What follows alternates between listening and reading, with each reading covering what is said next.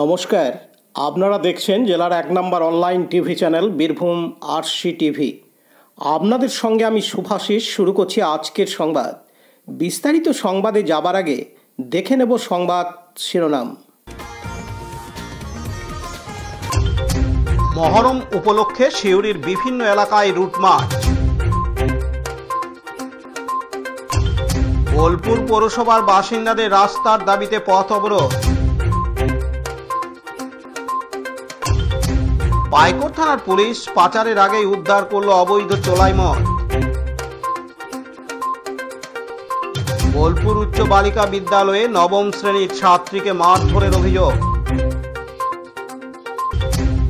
8ই মহরম উপলক্ষে শোক মিছিলে অংশগ্রহণ করেন জেলাধিপতি।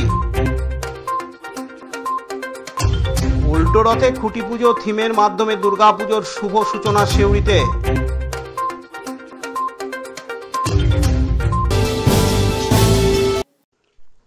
আসন্ন মহরম উপলক্ষে আজ শনিবার 5ই জুলাই অর্থাৎ 9ই মহরম সিউড়ি শহরের বিভিন্ন পৌর এলাকায় রুট মার্চ করল সিউড়ি থানার পুলিশ।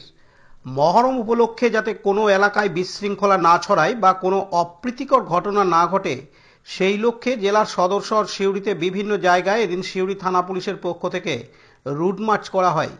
সিউড়ি পৌরসভার বিভিন্ন ওয়ার্ড এলাকা থেকে শুরু করে প্রধান রাস্তা দিয়ে বিশাল পুলিশ বাহিনী রুট মার্চ করে। এই রুট মার্চকে কেন্দ্র করে বিভিন্ন এলাকার মানুষজন নিরাপত্তা বোধ মনে করছেন। তারা আরও মনে করেন এই মহরম উপলক্ষে যাতে কোনো ধরনের অপ্রীতিকর ঘটনা না ঘটে, এমনকি কোনো বিশৃঙ্খলার কারণে যেন মহরম উৎসবটি মাটি না হয়ে যায়। পার্থ দাসের report, Birbhum RC TV, Suri. এখন বিজ্ঞাপন বিরতি, ফিরে আসছি বিরতির পর। আরসি স্টাইল স্কুল ড্রেস এর বিপুল সম্ভার ও সামগ্রী একই ছাদের নিচে। এখানে যে কোনো স্কুল, কলেজ, বেসরকারি শিক্ষা প্রতিষ্ঠান, সিকিউরিটি গার্ড, কেটারিং এর ইউনিফর্মও তৈরি করা হয়। এখানে প্যান্ট, শার্ট, স্কার্ট, জুতো, মোজা, সোয়েটার, ব্লেজার, টুপি, বেল্ট, টাই, জলের বোতল, টিফিন বক্স ও অন্যান্য ইউনিফর্ম সেলাই ও সাপ্লাই করা হয়। এখানে নামি দামি কোম্পানির প্যান্ট, শার্ট, পাঞ্জাবি, পাজামার পিস ও থান কাপড় পাওয়া যায়, যেমন বিমল, রেমন্ডস, ডোনিয়ার, কেলভিন। এখানে গিফট আইটেম, আধুনিক ডিজাইনের কার্পেট, ডাইনিং কভার, পাপোশ, পর্দা ইত্যাদি পাওয়া যায়। বিশেষ প্রস্তাব, প্যান্ট, শার্ট, ব্লাউজ, চুড়িদার, সেলাই ও ফলস পার করা হয়। যোগাযোগ করুন 9883752306। ঠিকানা দুবরাজপুর ফ্যাশন এক্সপ্রেসের পাশে। বোলপুর থানা তথা বোলপুর পৌরসভার 10 নম্বর ওয়ার্ডের অন্তর্গত মকরমপুরে দীর্ঘদিন ধরে চলছে জল, রাস্তা ও বিদ্যুতের মতো মূল কতকগুলি সমস্যা। যে সমস্যাগুলি বারবার প্রশাসনকে জানিয়েও কোনো কাজ হয়নি। পাশাপাশি প্রায় 4 মাস থেকে শুরু হয়েছে রাস্তা ও বিদ্যুতের কাজ, আর তার থেকেই বাড়ছে একের পর এক বিপত্তি। তাই আজ শনিবার 5ই জুলাই মকরমপুরের সাধারণ মানুষেরা রাস্তায় টায়ার জ্বালিয়ে এদিন সকাল থেকে বিক্ষোভ দেখাতে শুরু করেন। তাদের দাবি, যত তাড়াতাড়ি সম্ভব এই রাস্তার কাজ দ্রুত সম্পন্ন করতে হবে এবং প্রশাসন যতক্ষণ না আমাদের সাথে এসে কোনো কথা না বলছেন ততক্ষণ পর্যন্ত এই অবরোধ চলতে থাকবে। পাশাপাশি তাদের আরও দাবি ছিল রাস্তা, জল ও বিদ্যুতের কাজ দ্রুত সম্পন্ন করতে হবে, তা না হলে আমাদের এই পথ অবরোধ কোনোভাবেই উঠবে না, এমনটাই দাবি মকরমপুরের সাধারণ বাসিন্দাদের। এদিন বিক্ষোভরত গ্রামবাসীরা জানান, আমাদেরকে তো ফেরোতে হবে। আমাদের গাড়ি খারাপ হয়ে যাচ্ছে, টোটো খারাপ হয়ে যাচ্ছে, টোটো পাল্টি মেরে দিচ্ছে। আমাদেরই বাড়ির আশেপাশের আমাদের নিজেদের ঘরের ছেলে, হয়তো কারো দাদার ছেলে, তারা পাল্টি মেরে দিচ্ছে, পড়ে যাচ্ছে, কারো ট্যাঙ্ক ভেঙে যাচ্ছে, না ঠিকমতো পেরোতে না হেঁটেও পেরোতে পারছি না আমরা। গাড়ি ঘোড়া নো এন্ট্রি করার কথা, নো এন্ট্রি হচ্ছে না, গাড়ি পেরোতে দিচ্ছে এই দিক থেকে, তবুও গাড়ির ছিটা কেউ স্কুল, যে বাচ্চা ছেলে মেয়েকে স্কুল যে যাচ্ছে তারা ইউনিফর্ম পরে যাচ্ছে, তাদের গায়ে ওই জলের ছিটা লাগছে। তারা স্কুল যেতে পারছে না, তারা আবার ঘুরে ঘর যেছে।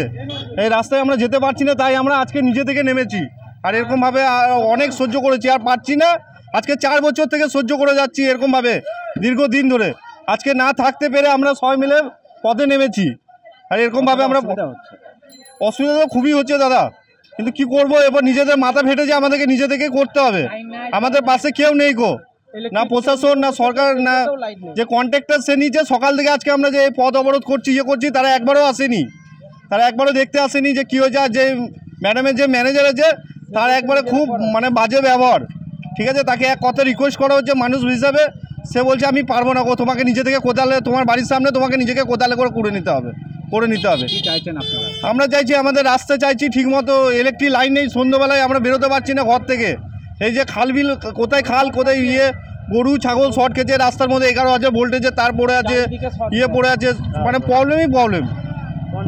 আমার নাম পবন সাউ।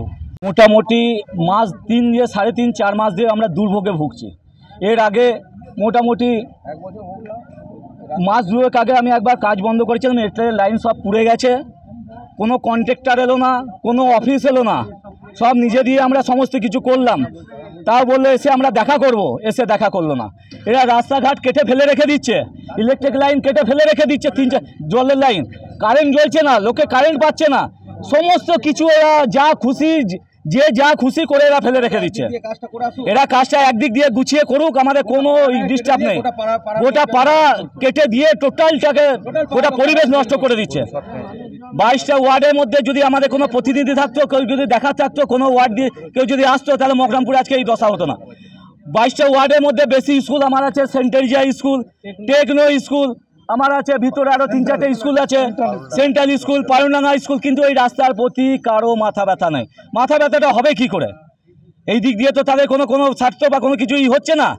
এই দিক দিয়ে কোনো কিছু প্রবলেম হলে তবে তো তাদেরই হবে। মাথাটা আমাদের ফেটেছে, আমার গরিব লোকের পাড়া প্লাস স্কুলের, আমি টোটালটা বুঝে নেবো, তারপর কাজ হবে মকরামপুরে।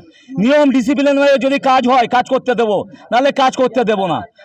যদি আমাকে জেল যেতে হয় আমি জেল খাটবো, আমি রাজি আছি। আমি এখানে কালকে দরকার পড়লে মাইকিং করব, দীর্ঘতম আমরা আন্দোলন শুরু করব।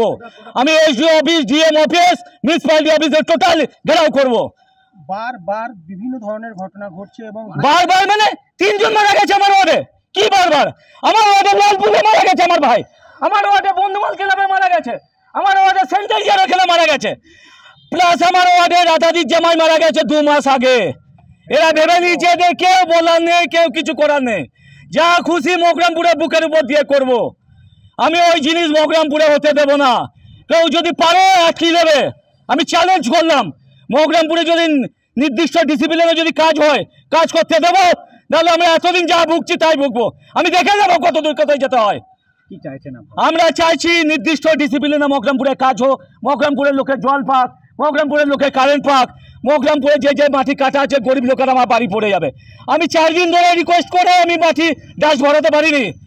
আমরা যে টোটাল মকরামপুর কাজে হেল্প করলাম, সেন্ট্রাল এখানে আমি হেল্প করেছি, আমি চুন্দ বলছি, আমি হেল্প করেছি। কোথায় মুখ করে দিয়ে ড্রেন বলাবে, কোথায় আমাদের মুখে পেচ্ছাপ করার মতন করে দিয়ে আমাদেরকে চলে যাচ্ছে। এরা ধরে দিচ্ছে আমাদের কোনো দাম নেই।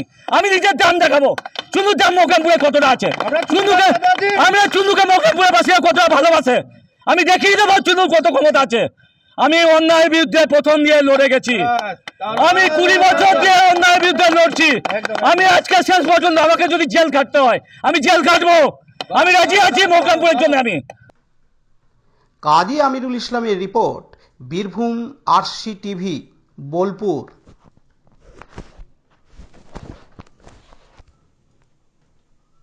এখন বিজ্ঞাপন বিরতি, ফিরে আসছি বিরতির পর।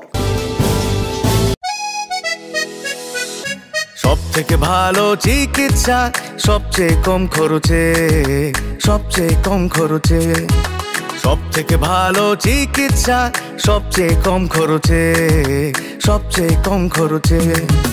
বিশ্বমানের স্বাস্থ্য পরিষেবা মিলবে দিনে রাতে, বিশ্বমানের স্বাস্থ্য পরিষেবা মিলবে দিনে রাতে।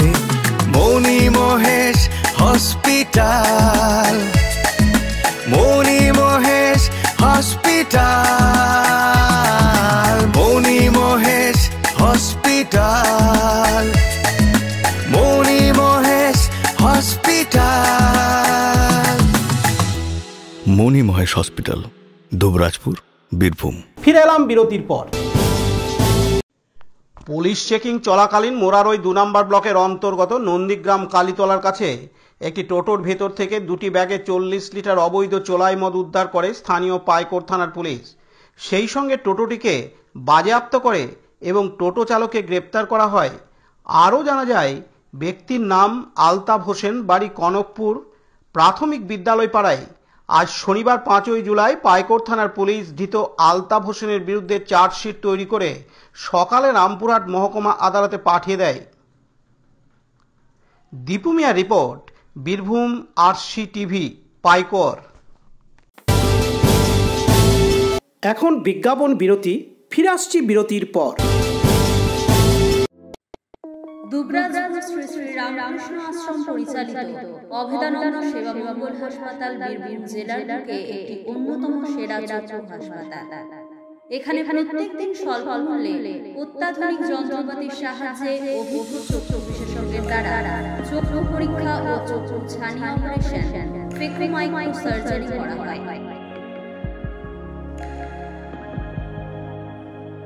এছাড়াও এই হাসপাতালে অতি স্বল্প মূল্যে যাবতীয় পরীক্ষা নিরীক্ষা, যেমন রক্তের সমস্ত রকম পরীক্ষা, ECG, USG, থাইরয়েড পরীক্ষা করা হয়। এখানে অতি স্বল্প মূল্যে চশমা তৈরি করা হয়। এছাড়াও এখানে প্রত্যেক দিন বিনামূল্যে অন্যান্য রোগের চিকিৎসা করা হয়। আমাদের আদর্শ শিব জ্ঞানের সেবা। যোগাযোগের নম্বর 9382571046 অথবা 9564554959 অথবা 7407405155। ঠিকানা অভেদানন্দ সেবা মঙ্গল হাসপাতাল, ওয়ার্ড নম্বর 4, দুবরাজপুর, বীরভূম। ফিরে এলাম বিরতির পর। বোলপুর উচ্চ বালিকা বিদ্যালয়ের প্রতিদিনের মতো নবম শ্রেণীর এক ছাত্রী বিদ্যালয়ে আসে। সহপাঠীদের কাছ থেকে জানতে পারা যায় যে ওই ছাত্রীটি খুব শান্তশিষ্ট, কিন্তু হঠাৎ কেন তার উপর অন্য ক্লাসের মেয়েরা বেপরোয়াভাবে মারধর করতে শুরু করে তা নিয়ে প্রশ্নচিহ্ন দেখা দিয়েছে। তবে কী কারণে নবম শ্রেণীর ছাত্রীকে মারধর করা হলো তা এখনও পর্যন্ত জানা যায়নি। বিদ্যালয় কর্তৃপক্ষের সঙ্গে যোগাযোগ করা হলে তারা চুপ করে বসে আছেন, কোনো উত্তর নেই তাদের কাছে। কিন্তু কেন একটা ছাত্রীকে এইভাবে বিদ্যালয়ে অন্য ক্লাসের ছাত্রীরা মারধর করেছে, অথচ বিদ্যালয় কর্তৃপক্ষ কাউকে জানাতে চাইছেন না কেন, এটাই এখন প্রশ্ন। এমনকি প্রশাসনের সাহায্য নেননি। নবম শ্রেণীর ওই ছাত্রীকে এতটাই মারা হয়েছে যে তাকে বোলপুর মহকুমা হাসপাতালে ভর্তি করতে হয়েছে চিকিৎসার জন্য। পরিবারের লোকেরা জানান যে কেন এভাবে মারা হলো কিছু বুঝে উঠতে পারছেন না। যদিও বিদ্যালয়ে CCTV ক্যামেরা আছে, সেটা তদন্ত করে দেখা হবে, কিন্তু বিদ্যালয়ের এই ঘটনায় বিদ্যালয় কর্তৃপক্ষ চুপ করে বসে আছেন ঘটনাটি কাউকে না জানিয়ে। তাহলে কি এই ঘটনায় বিদ্যালয় কর্তৃপক্ষ আড়াল করছেন, একটা প্রশ্ন থেকে যাচ্ছে। অথচ প্রধান শিক্ষিকার সঙ্গে যোগাযোগ করলে তিনিও কারোর সাথে কথা বলছেন না। এদিন আহত ছাত্রীটির পরিবারের তরফ থেকে জানানো হয়, কি হয়েছে ঘটনাটা একটু বলুন। ও স্কুল থেকে আমাকে 3:40-45 এমন ফোন এলো। ফোন আসার পর বললো যে আপনার মেয়ে একটু অসুস্থ বোধ করছে, আপনি ইমিডিয়েট স্কুলে আসুন।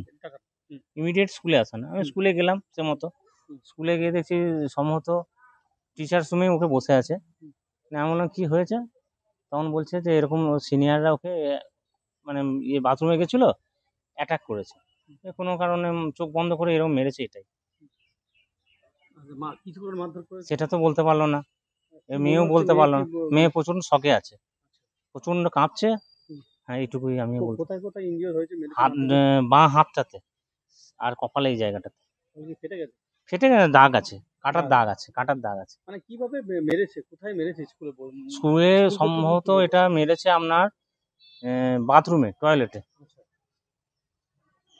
কারা করেছে বলে মনে হচ্ছে? মানে সিনিয়ররা করেছে।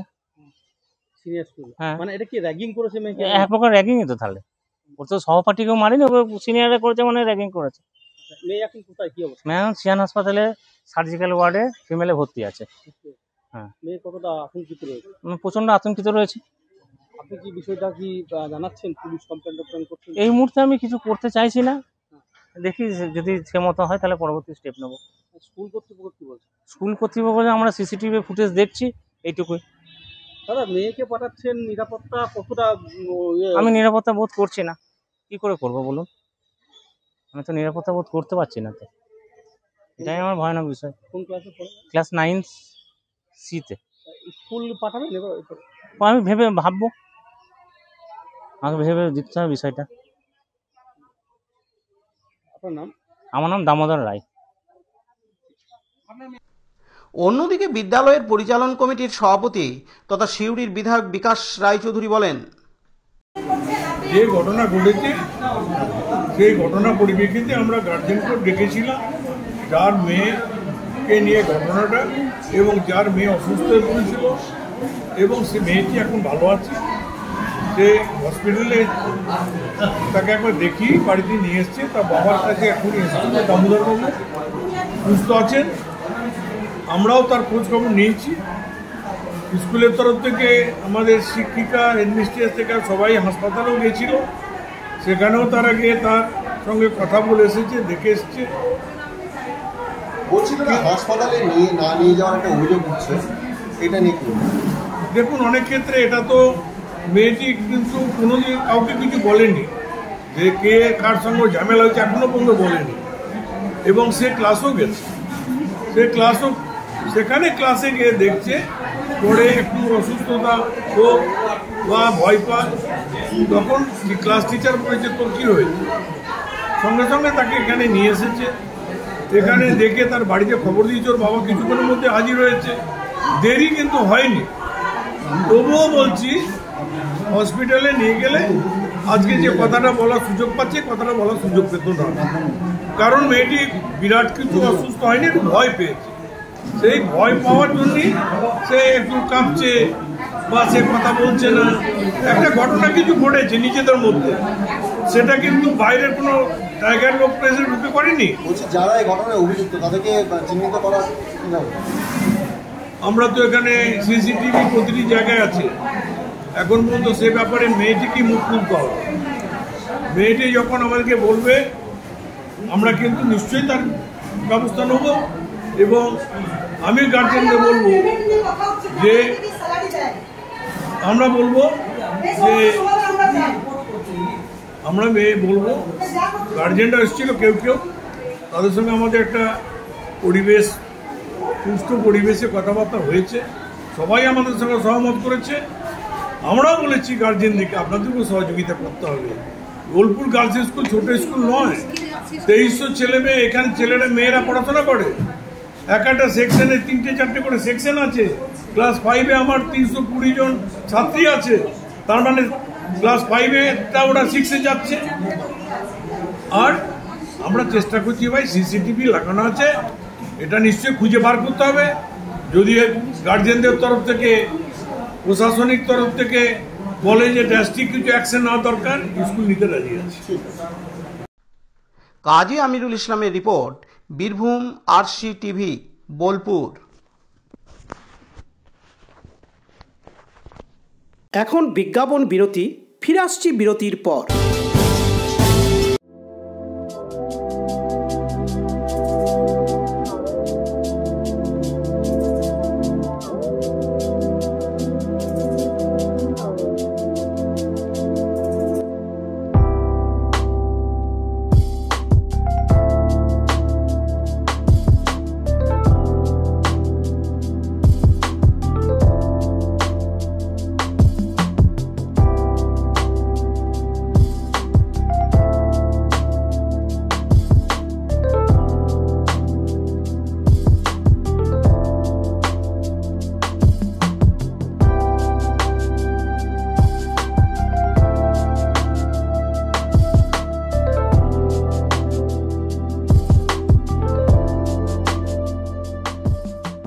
ফিরে এলাম বিরতির পর। 1447 হিজরি 8ই মহরম বোলপুরের কাছে মুলুকে কারবালা নগরে মহরমের একটি শোক মিছিল অংশগ্রহণ করেন বীরভূম জেলা পরিষদের সভাধিপতি ফায়জুল হক ওরফে কাজল শেখ। এই শোক মিছিলটি কারবালা নগর থেকে পথ পরিক্রমা করে আবার কারবালা নগরে শেষ হয়। অসংখ্য মানুষ মহরমের এই শোক মিছিলে সামিল হন। সমগ্র অনুষ্ঠানটি পরিচালনা করে তানজিম এ কাদেরিয়া হাসাইনি এ কারবালা নগর মুলুকের পক্ষ থেকে। এদিন বীরভূম জেলা পরিষদের সভাধিপতি ফায়জুল হক ওরফে কাজল শেখ জানান, পদযাত্রায় এসে কিরকম লাগছে এবং আপনি এই পদযাত্রার বিষয়ে কি বলবেন? এসেছি, এখানে আমাদের ধর্মগুরু আছেন, সবসময় আমাদের শান্তির বার্তা দেন। তো যিনি শান্তির বার্তা দেন, এরিয়া শান্তির প্রচার করছেন, তো তো উনি যখন হাঁটছেন তো আমারও দায়িত্ব কর্তব্য ওনার সঙ্গে একটু হাঁটা, সেই হিসাবে হাঁটছি। আমার এরিয়ার শান্তি। আর আপনি এনাদের যারা হাঁটছে এনাদেরকে কি বলছেন?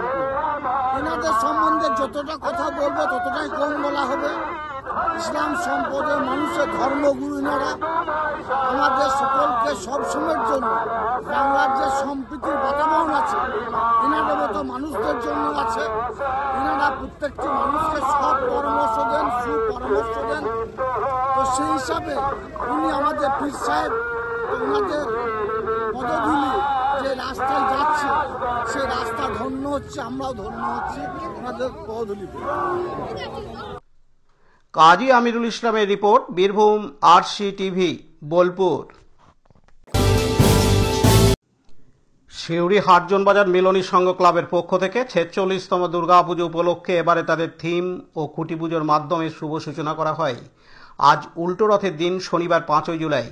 হাটজন বাজার মিলনী সংঘ প্রত্যেক বছর সিউড়ির ৮ নম্বর ওয়ার্ডবাসীকে চমক দেওয়ার জন্যই দুর্গাপুজোতে থিম সজ্জার আয়োজন করে থাকে। এবারেও তারা পিছিয়ে নেই। এবারে তাদের থিম অসীমা রেখা, সাবেকিয়ানা প্রতিমা। পাশাপাশি থিম সজ্জা হবে বিভিন্ন বাঁশ, শোলা, চট, প্লাই সব ধরনের জিনিসপত্র দিয়ে। তাদের এবারের বাজেট প্রায় ১২ লক্ষ টাকার কাছাকাছি।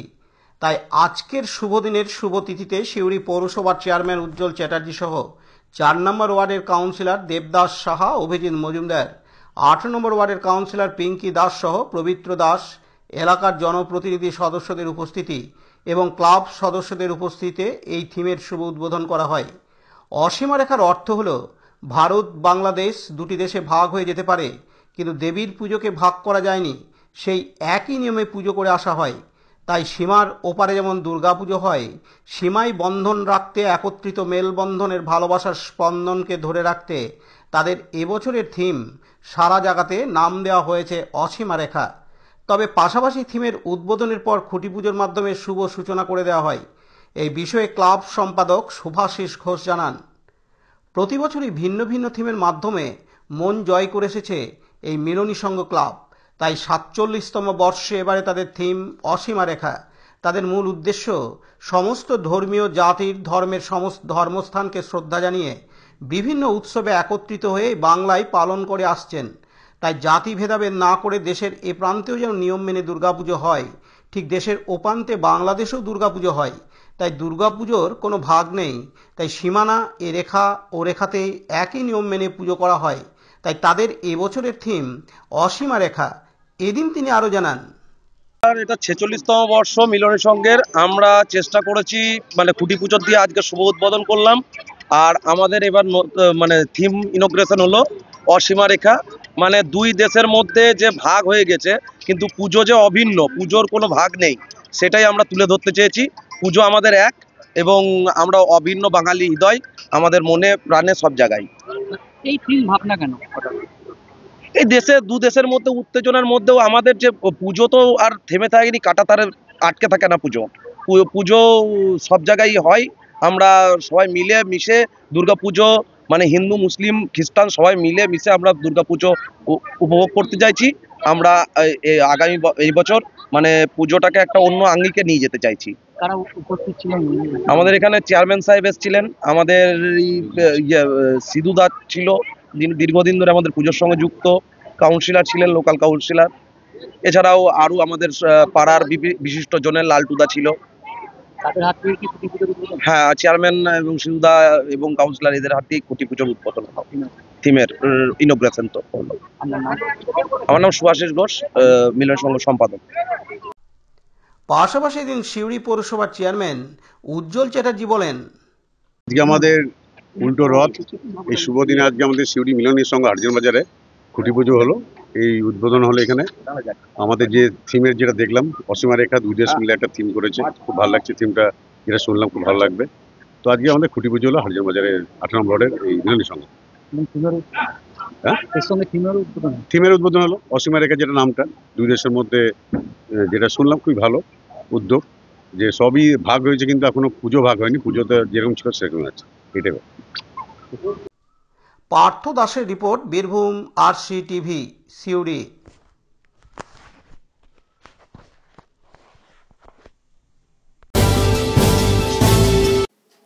আজকের সংবাদ এই পর্যন্ত।